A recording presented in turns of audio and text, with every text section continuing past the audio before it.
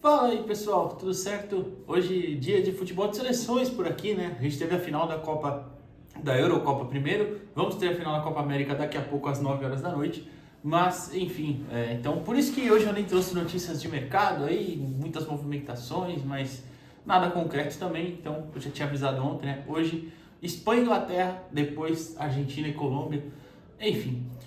A Espanha é campeã, a Espanha é tetracampeã da Eurocopa e merecidamente, acho que um torneio que premiou o melhor time desde o começo, né? A Espanha, inclusive, venceu todos os jogos, né? Uma campanha que é muito difícil, isso parece até comum, às vezes, quando a gente lembra de torneio de seleções, mas não é. É muito difícil, inclusive, acontecer. Por exemplo, o Brasil só foi campeão mundial em 2002, vencendo 7 jogos, depois de muito tempo sem acontecer isso entre as seleções, não só a brasileira no geral. Enfim, então não é tão comum. E mais do que isso, né? Repito, a Espanha para mim foi o melhor time desde o começo. A Espanha teve confrontos de dominar seus adversários do começo ao fim.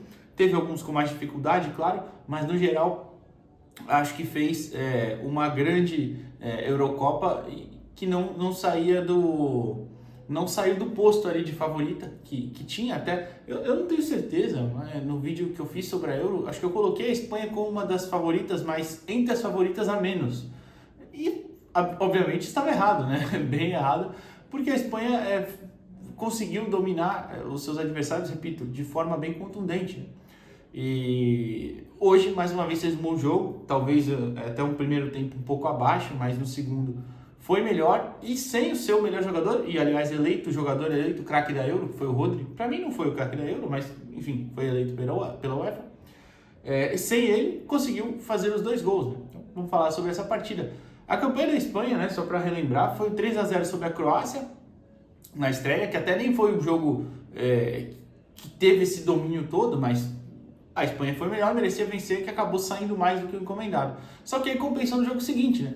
O Espanha e Itália, que foi 1-0 para a Espanha, foi um jogo de domínio completo e absoluto da Espanha. Faltou um grande finalizador ali, faltou caprichar mais na hora de finalizar mesmo. Tanto que o gol é um gol contra, né? Do zagueiro, aquele zagueiro bem promissor, esqueci o nome dele da Itália, deixa eu ver aqui, o Calafiori, isso. Mas no geral, a Espanha teve um volume, aquele jogo muito grande, um volume para golear, inclusive, né? E acabou não conseguindo. Depois vence a Albânia com time reserva, né? E vence por 1-0. Vence a Geórgia também, que acaba até saindo atrás com o gol contra, né? Do Lenormand, mas que também, pelo desenrolar do jogo, você via que era questão de tempo da Espanha virar, né? Apesar da Geórgia ter um time bem legal de se assistir, né? Mas, eu olhei aqui, olha só, eu tô com a campanha aqui aberta, né? Aí eu fui olhar aquela partida contra a Geórgia, foram 35 finalizações da Espanha, 13 no gol. Da Geórgia foram 4 e nenhuma no gol. Só para exemplificar um dado rápido, mas que quem viu o jogo lembra, foi um domínio completo da Espanha também. Depois teve, talvez, o jogo mais difícil, que foi a Alemanha, né? A Espanha sofre aquele empate no final do jogo, com o gol do Wirtz, e depois faz o gol no final também na prorrogação, né? E ainda teve o Carvajal expulso no final da prorrogação, mas enfim. E a Alemanha também vinha jogando uma grande Euro, né? A Alemanha vinha fazendo bons jogos também, não tanto quanto a Espanha, né? Mas vinha tendo ali atuações, se não convincentes, pelo menos tranquilas, né? Sem sofrer. E depois a França na semifinal, a França que hoje talvez seja a grande seleção, né? Finalista de Copa do Mundo, campeã da Copa há 2 ciclos atrás e com o mesmo núcleo ali de jogadores, né? A grande maioria pelo menos, e que é inclusive o que aparenta ser essa Espanha, né? Mas já volto nisso. E aí vence a Espanha e hoje vence a Inglaterra na final, numa final que, repito, o primeiro tempo talvez a Inglaterra tenha conseguido neutralizar bem os principais pontos da Espanha, mas no segundo, e mesmo no primeiro também, a Inglaterra não conseguiu criar tanto. A Inglaterra que eu até fiz um vídeo aqui pro clube de membros que por que a gente colocava esse status de favorita sempre para a Inglaterra, mas que nessa Euro eles foram chegando aos trancos e barrancos, mas foram chegando. E na semifinal contra a Holanda, talvez tenha feito o melhor jogo deles, né? A Inglaterra foi muito bem, mas foi muito pouco de um recorte de um torneio que a Inglaterra decepcionou um pouco, né? Teve partidas horríveis contra a Sérvia, por exemplo, contra a Eslovênia, né? Foi muito ruim. Mas acabou que estava passando, né? Estava conseguindo e na final não foi o suficiente, né? Agora, voltando a falar ainda sobre a Espanha que eu citei antes do mesmo núcleo, a média de idade, quando a gente olha, nem é tão baixa, né? Mas a gente tem alguns jogadores que elevam um pouquinho para cima, o Carvajal, né? O Laporte, enfim. Mas aí a gente olha para os principais jogadores, o Nico Williams tem 22, o Yamal tem 17, completados ontem, inclusive. 17 anos, meu Deus, isso é um absurdo. Aí você tem o Dani Olmo, que já não é mais tão jovem, mas tem 26 também, ainda tem pelo menos 2 ciclos aí pela frente, de ciclos de Copa do Mundo, claro, e Eurocopa. E isso sem a gente contar jogadores lesionados. Pedri, Gavi, tem 21 e 20 respectivamente. Então tem ali muitos jogadores de qualidade e com pouca idade ainda também. Então acho que isso é interessante de se pontuar. Fermín Lopes do Barcelona também, que acabou que nem entrou muito nessa Euro, mas tem pouca idade, tem 21 anos, enfim.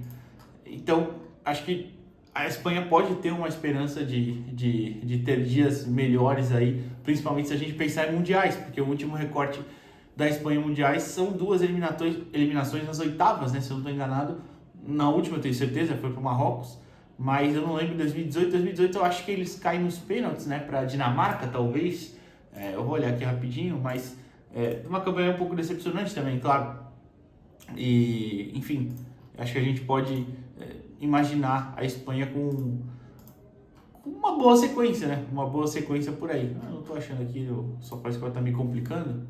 Não tem problema. Enfim, e sobre a partida, claro, a gente vai falar bastante alternativas que a Espanha encontrou, né? Além dos seus 2 pontas, seriam os principais jogadores de ataque, claro.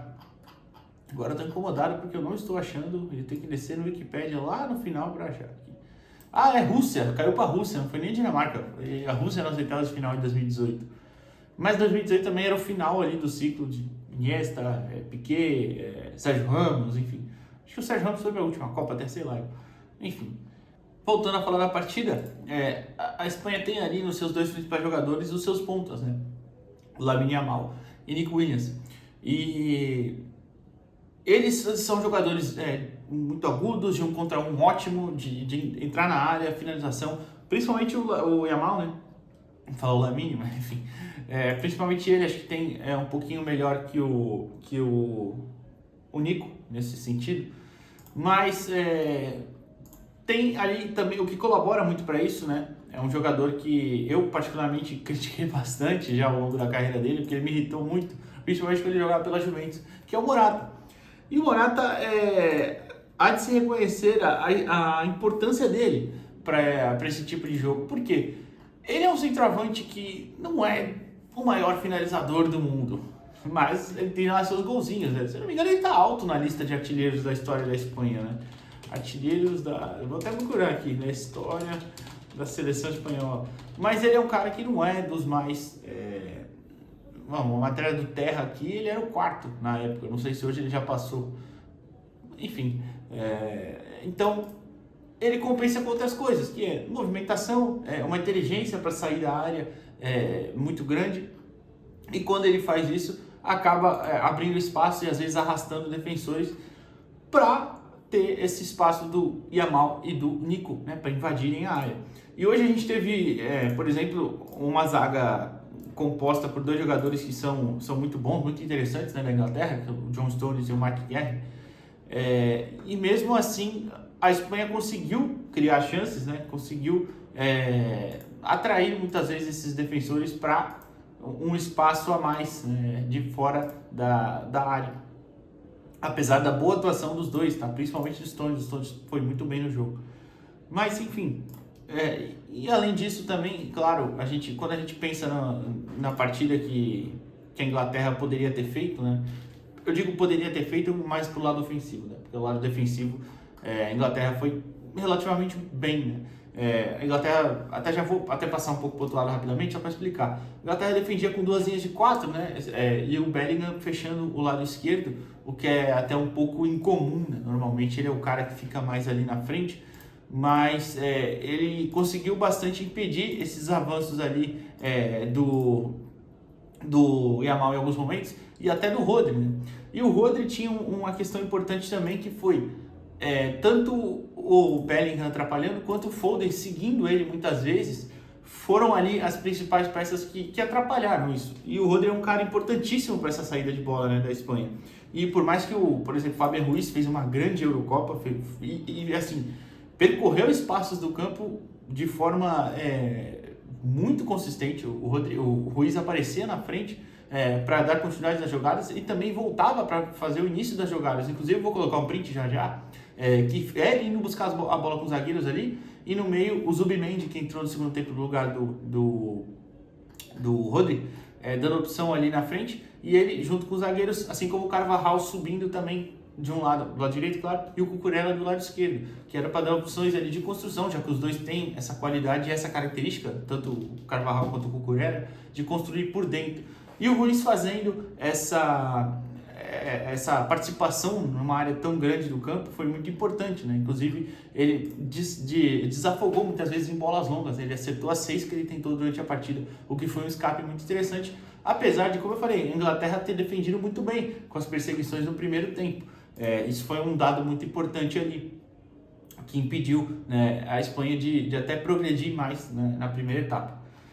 Mas, enfim, então a gente teve chances perigosas, não foram tantas no primeiro tempo, né? A gente teve mais briga mesmo, disputa física, briga, claro, não briga no sentido literal, briga pela bola, disputas e tudo mais, e uma grande chance que talvez tenha sido da Inglaterra em bola parada, né, com o Phil Foden. Mas na segunda etapa, com as equipes precisando sair, né, e logo no começo a gente teve o Rodri sai no intervalo, né, para a entrada do Zubimendi, e sai o gol, né? Curiosamente sai o gol logo em seguida. A Espanha meio que dá uma resposta rápida, né? Como se fosse, vamos resolver logo essa partida. E o Yamal, uma grande jogada, acabou rolando pro Nico Williams. E da forma, acho que meio que a velocidade que o Yamal conseguiu ajustar e o Nico Williams conseguiu também chegar em posição de bater, complicou um pouquinho pro Kyle Walker, que estava marcando lá pelo lado direito, claro, era do setor dele. Então o Yamal chega batendo e faz o gol que coloca a Espanha em vantagem, né? E a partir daí, acho que a Espanha ainda era melhor na partida, né? Mas o Gareth Southgate tentou algumas mudanças rápidas, né? Umas mudanças que normalmente ele faz mais tarde, que foi a entrada do Ollie Watkins no lugar do Harry Kane e a entrada do Cole Palmer no lugar do Mainu. O Mainu não estava fazendo uma grande partida, bem verdade, e ali, em alguns momentos ali, passou como o Bellingham voltando um pouquinho para ajudar na construção, ajudar o Declan Rice, que também fez uma partida bem abaixo. Aliás, eu achei até a Euro dele um pouquinho apagada do Declan Rice.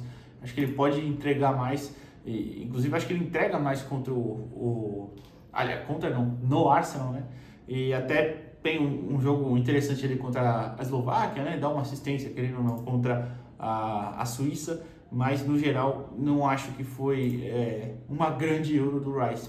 Enfim, e com isso o Palmer acaba entrando pelo lado direito, próximo, né, do Bukayo Saka, e aí você tendo duas opções de construção por ali, talvez o Saka um pouco mais avançado, né, e tal, e o Cole Palmer um pouquinho mais recuado, e acaba saindo o gol, né? O gol da Inglaterra sai por ali, depois do cruzamento, o Bellingham ajeita de uma forma muito inteligente, inclusive, porque ele projeta o corpo como se fosse dominar para girar e finalizar, né? Só que ele toca para trás e o Palmer chega batendo e empata a partida. Aliás, eu acho que é um grande erro do Southgate não ter dado mais minutos ao Palmer durante a competição, né? E na final, ele já tinha entrado bem, né? Já tinha entrado bem em outro jogo, que foi contra contra a Holanda, né? Ele dá assistência também, mas não foi esse que eu ia falar. Acho que contra a Suíça, que é um que ele dá bastante alternativa ali no ataque. Enfim, eu posso estar confundindo também, mas contra a Holanda ele dá assistência pro Palmer, pro Watkins, né? Enfim, então a Inglaterra empata o jogo por ali. O problema é que aí, quando você imaginava que o ritmo começa a diminuir, né, depois dos 80 minutos ali, já com 85, a Espanha consegue uma escapada pela esquerda. Já tinha tido uma boa finalização, né? Aliás, foi antes da Inglaterra empatar, até, né? O Dani Olmo, no mesmo estilo, cai pelo lado esquerdo, ele bate cruzado, mas a caminho para fora. O Olmo que não fez uma grande final, apesar de ele ter tirado um gol em cima da linha, né, da Inglaterra, mas ele fez uma boa Euro saindo do banco, né, principalmente, que o titular era o Pedro, inclusive, né? Então, acho que vale também os créditos ali. É um jogador bem interessante que eu não sei porque ainda está no RB Leipzig depois de bons anos aí de carreira, né? Mas, enfim. Então, e aí a gente acaba tendo ali o gol do Oyarzabal, que tinha entrado no lugar do Morata antes, né? E é uma característica interessante, né? A jogada vai saindo de uma forma rápida, né? Pelo lado esquerdo, o Cucurella cruza e ele se antecipa bem aos zagueiros ali, nas costas inclusive do Stones, né? Que por um joelho dobrado estava dando condições para ele e empata a partida. É interessante que o Oyarzabal, por exemplo, ele é um cara que não é... Ele ficou de fora da última Copa, né? Vale lembrar, ele teve uma lesão no joelho, se eu não estou enganado, bem grave. E meio que deu uma diminuída na forma como ele atua, né? Ele era um cara mais explosivo, de mais uma arrancada, mas não participativo a todo momento do jogo. Ele joga pela Real Sociedad e acabou que mudou um pouquinho a sua forma, né? Um cara que hoje ele não é tão rápido, ele não é um cara que tem uma grande finalização assim, né? Não é um exímio finalizador, mas é um jogador bem inteligente, que se posiciona muito bem e mudou, como eu falei, mudou seu estilo de atuar e hoje tem outras características e apareceu muito bem. Ele até falou na entrevista pós-jogo que ele sabia que estava mal, né? Não estava muito bem na competição. Ele tinha entrou em bastante jogos, acho que ele entrou em 7 jogos. Não sei, ele entrou em 7, ele entrou em todos, né? Mas enfim, e foi o primeiro gol dele.